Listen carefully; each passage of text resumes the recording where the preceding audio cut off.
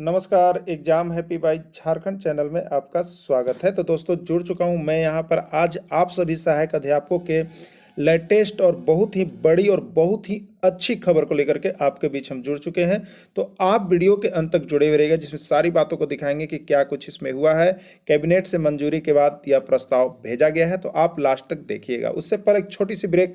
यदि आप आकलन परीक्षा में 101% सफलता प्राप्त करना चाहते हैं तो सिर्फ और सिर्फ 501 रुपए में लाइफ टाइम वैलिडिटी के साथ हमारे साथ जुड़ सकते हैं। सारे नोट्स एनसीईआरटी का पीडीएफ देख सकते हैं। वहीं पर यदि आप सहायक आचार्य भर्ती परीक्षा की तैयारी करना चाहते हैं तो 1 से 5 की तैयारी सिर्फ 999 रुपए में, 6 से 8 की तैयारी 999 रुपए में और दोनों की तैयारी सिर्फ और सिर्फ 1499 रुपए में यहाँ पर लाइफ टाइम वैलिडिटी के साथ करवाया जा रहा है। यानी एक ही बार आपको फी केवल पेड करना है। तो चलिए देखते हैं क्या कुछ न्यूज आप सभी सहायक अध्यापकों के लिए बहुत ही अच्छी खबर निकल के आ रही है। तो वीडियो के अंत तक जुड़े हुए बने हुए देखते रहिएगा। तो चलिए देखते हैं आज की ताजा खबर, ताजा न्यूज।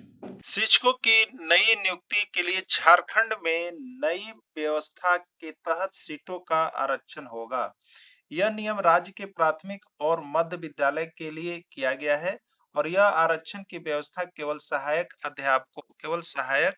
अध्यापकों के लिए लागू की गई है। इसके अलावा कुल नियुक्ति में भी 50% क्षैतिज आरक्षण दिया जाएगा, जिसके लिए यहाँ पर नियमावली को कैबिनेट भेजा जा रहा है। अब आपको बताते चलो, इसके लिए राज्य के शिक्षा मंत्री ने मंजूरी दे दी है। इसके लिए राज्य के शिक्षा मंत्री ने मंजूरी दे दी है, क्योंकि यहाँ पर जो सहायक अध्यापक थे लगातार आंदोलन कर रहे थे और विभाग के प्रस्ताव को कैबिनेट के पास भेज दिया गया है। इसके अलावा पीएफ, कल्याण कोष, वेलफेयर फंड, अनुकंपा पर नौकरी और आदि को लेकर के बैठक होगी। इन शिक्षकों के पीएफ से जुड़ने के बाद इन्हें भी पेंशन का लाभ दिया जाएगा। इस वर्ष जून में सहायक आचार्य शिक्षक नियुक्ति नियमावली की अधिसूचना जारी की गई थी।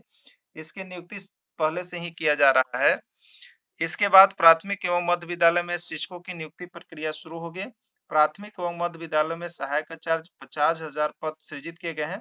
प्रथम चरण में इनमें से 26,000 शिक्षकों की नियुक्ति होगी, जिसमें 13,000 जो है पारा शिक्षकों के लिए होगा। इसके पहले जो है यहाँ पर जो नियमावली बनी थी सहायक आचार्य की, उसमें संविदा शब्द जोड़ दिया गया था। इसी संविदा शब्द को जोड़े जाने के बाद पारा शिक्षक सहायक अध्यापक लगातार आंदोलन कर रहे थे कि यह सीटें इसके पहले जो थी पूर्व की वैकेंसी में केवल पारा शिक्षकों के लिए ही आरक्षित किया गया था। लेकिन यहाँ पर नई सरकार आने के बाद, नए काम किए जाने के बाद लगातार पारा शिक्षकों में रोष दिखा जा रहा था और वे लगातार शिक्षा मंत्री से संपर्क में थे।